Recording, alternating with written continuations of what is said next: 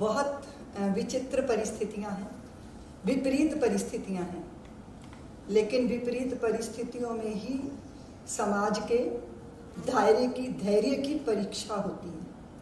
इन विपरीत परिस्थितियों में जबकि हमारा पूरा देश एक विचित्र महामारी से जूझ रहा है, ये वो समय है जब हमें अपनी आंतरिक शक्ति को जागृत करना है। इस देश ने तपश्चर्या, तप और त्याग की आग क्या होती है उसमें से गुजरना जाना है। उस तपस तेज की आग में से गुजर कर एक कुंदन की तरह चमक कैसे धारण की जाती है, ये मेरे पुरखों ने इसका अनुभव लिया है और हमें वो हमारे धर्म ग्रंथों में वांगमय रूप में वो प्राप्त है। सच है, विपत्ति जब आती है तो कायर ही को दहलाती है। सूरमा नहीं विचलित होते, पर एक पल एक नहीं धीरज खोते। विघ्नों में राह बनाते हैं, कांटों को गले लगाते हैं। मुख से न कभी उफ कहते हैं, जो आ पड़ता सो सहते हैं। खम ठोंक ठेलता है जब नर, तो पर्वत के जाते पांव उखड़। मानव जब जोर लगाता है तो पत्थर पानी बन जाता है। मनुष्य के सामने, मनुष्य के साहस के सामने, मनुष्य के संकल्प के सामने, उसकी दृढ़ शक्ति के सामने बड़े बड़े पर्वत तक टिक नहीं पाते। आपने देखा, नदी का प्रवाह जब प्रवाहित होता है तो वो बड़ी बड़ी चट्टानों को भी रेत में परिवर्तित करने की सामर्थ्य रखता है। इसलिए इस विकट परिस्थिति में जो है वो असहाय होने से समाधान नहीं होगा, अपनी आंतरिक शक्ति को जागृत करना होगा। मैं विचार कर रही थी प्रातःकाली, तो मुझे एक पौराणिक कथानक स्मरण हो गया। महाभारत का समय था, कुरुक्षेत्र के मैदान में जो श्री हरि भगवान श्री कृष्ण एक टिटिहिरी की करुण क्रंदन को सुन रहे हैं। कुररी, उसको कुररी भी कहा जाता है। वो करुण क्रंदन है, उसमें विलाप है, उसमें व्याकुलता है, उसमें कुछ प्रार्थना है। वो प्राणी जो है, पंछी जो है, भगवान के रथ के चक्र लगा रहा है और चीत्कार कर रहा है। श्री कृष्ण की दृष्टि उस पर पड़ी, उसने अपने मौन में ही प्रार्थना कर ली कि प्रभु, ये जो कुरुक्षेत्र का मैदान है, यहाँ योद्धा से योद्धाओं के तलवारें एक दूसरे से टकराएंगी, पर मेरी तो छोटी सी दुनिया है। दुनिया में कुछ भी हो जाए कुछ फर्क नहीं पड़ता, पर अपनों के साथ कुछ हो जाए तो सारी दुनिया बदल जाती है। तो मेरी इन अंडों का क्या होगा? भगवान थोड़ी सी देर उसको देख के मुस्कुराए और कुरुक्षेत्र के मैदान की अन्य व्यवस्थाओं को देखने में लग गए। वो मूक प्राणी, वो मूक था, वाणी नहीं थी पर वाणी थी, दर्द था और वो करुण क्रंदन पुकार बन गया जब, तो श्री हरि ने उस पुकार को सुना था और अर्जुन से कहा, अर्जुन देख रहे हो सामने वो जो हाथी है, उसके घंटे पर, उसके घंटे की जंजीर पर बाण चलाओ। वो घंटा जंजीर से अलग होकर नीचे आके धप से गिर गया। 18 दिन वो महायुद्ध चलता रहा, महाकाल वहां मंडराता रहा, मृत्यु तांडव नृत्य करती रही। 18 दिनों के बाद जब शवों से पटी थी वो सारी धरती, और भगवान उसी तरह युद्ध क्षेत्र का निरीक्षण करते करते उस जगह पहुंचे और अर्जुन से कहा, इस घंटे को हटा दो। और जैसे ही वो घंटे को हटाया गया तो उसके नीचे से टिटिहिरी के 4 बच्चे चू चू करते जीवित मृत्यु के उस महासागर में जीवन का गीत गाते हुए प्रकट हो गए थे। मुझे स्मरण आ रहा था कि जैसे कुरुक्षेत्र के मैदान में भगवान ने उस टिटिहिरी से कहा था कि 3 हफ्ते के लिए बंद हो जाओ, अपना चोगा एकत्रित कर लो और लॉकडाउन हो जाओ, अपनी समस्त शक्तियों को समाहित करो और भरोसा रखो। हुआ था ना समाधान, होता है ना समाधान। समाधान होता है जब मनुष्य को अपने पर भरोसा होता है। समाधान होता है जब मनुष्य अपने आराध्य और अपने इष्ट पर भरोसा करता है। इसलिए विश्वास के साथ हम इस महामारी से पार जाएंगे।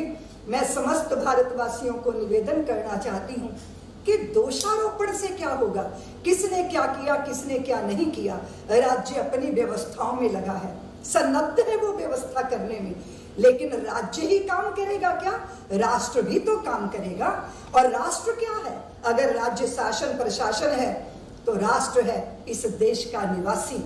वो जब अपने आत्म बल को, आत्म संयम को और आत्म संकल्प को जागृत करता है तो बड़ी बड़ी समस्याएं भी अपनी औकात इतने छोटे चींटे जैसी उनकी रह जाती हैं। तो मैं समझती हूँ जब ये सर पे काल मंडरा रहा है तो मृत्यु का तांडव नृत्य हो रहा है, इसमें जिंदा रहना और जीवित रखने का संकल्प ही हमें इससे उद्धार करेगा। मैं निवेदन कर रही थी कि बहुत बार मैं देखती हूँ कि एक दूसरे पे दोषारोपण बहुत हो रहे हैं। हम पता नहीं हम किस तरह के लोग हैं। देखिए, गलतियों से जुदा मैं भी नहीं, तू भी नहीं, है ना? इंसान है हम, खुदा मैं भी नहीं, तू भी नहीं, और एक दूसरे को इल्जाम देते हैं हम, पर अपने अंदर झांकता मैं भी नहीं, तू भी नहीं। बहुत सारी गलतफहमियों ने पैदा कर दी हैं दूरियां, किंतु फितरत का बुरा मैं भी नहीं, तू भी नहीं। हम इंसान हैं और इन सारी परिस्थितियों के बीच में अगर हमारी शक्ति मात्र नकारात्मक चिंतन में लग जाएगी तो कर्म करने की सामर्थ्य और नया कुछ सोचने की सामर्थ्य समाप्त हो जाएगी। इसलिए इन विपरीत परिस्थितियों में भारत जैसा देश, जो आध्यात्मिक देश है, जो सारे संसार को मार्गदर्शन देता रहा है, उसका अपने आप में बिखरना अच्छा नहीं है। इसलिए मेरा निवेदन है कि पत्थर जो चोट खाके टूट गया कंकर बन गया, और पत्थर जो चोट को सह गया शंकर बन गया। ये परिस्थितियों की चोटों को झेलते हुए बिखरने नहीं देना, स्वयं को, अपने अंदर को निखारना है। इसलिए इन सारी परिस्थितियों से बाहर जाने का एकमात्र मार्ग है, हम एक विषाणु से पराजित नहीं हो सकते।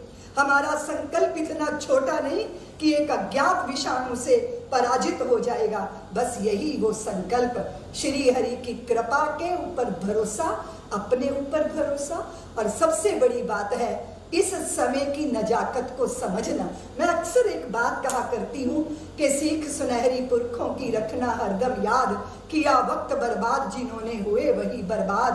कठिन काल में वीर कभी भी पीठ नहीं दिखलाता, या तो हंसा मोती चुगता या भूखा मर जाता। शुभ कर्मों के बिना कभी भी हुआ नहीं निस्तारा, जीत लिया मन जिसने उसने जीत लिया जग सारा। इस दुनिया का सार एक है नित्य अबाध रवानी, अपनी राह बना लेता है खुद ही बहता पानी। इसीलिए संकल्पवान बनिए, मन को जीतिए, अंतरराष्ट्रीय षड्यंत्रों के शिकार मत बनिए। इस देश में जो अफवाहें फैलाते हैं उनको देशद्रोही मानिए, और जो विपरीत परिस्थितियों में भी सीना तान के अपने और अपनों की सुरक्षा के लिए सन्नद्ध होते हैं, वो है देश माता के सच्चे पुजारी। मैं राष्ट्र के सभी बंधु भगिनियों से ये निवेदन करती हुई कि जिन्होंने अपनों को खोया है उनके प्रति हमारी भारी संवेदनशीलता, हमारा चित्त भारी व्याकुलता से भरा है, लेकिन इन चिताओं को लंबे समय तक हम नहीं जलने देंगे। यही संकल्प मृत्यु को पराजित करेगा। इसलिए इस विपरीत परिस्थितियों में अपनी आध्यात्मिक शक्ति को जागृत करिए। बहुत दुखी हैं हम, लेकिन विवेक से भी तो काम लेना होगा, सुख दुख की झूठी चाह से मुक्त होना होगा। इसीलिए उस आत्मज्ञान को जागृत करके और जहां जो हो सकता है अपने लिए, अपने परिवार के लिए, मोहल्ले के लिए, गांव के लिए चिंतन कीजिए, कुछ कार्य कीजिए। बाहर दूर क्या हो रहा है वहां हम समाधान नहीं बन पाएंगे, वहां जाके कोई मदद नहीं कर पाएंगे, लेकिन अगर अपने आप पर संयम करके हमने कछुए की तरह हाथ पैर समेट लिए तो निश्चित रूप से ये जो संयम है ये हमें इस महामारी से बाहर ले आएगा। सबके चित्त में शांति हो और शरीर निरामय रहे, सब निरोगी रहें। इसी भावना के साथ मैं अपनी वाणी को विराम देती हूँ।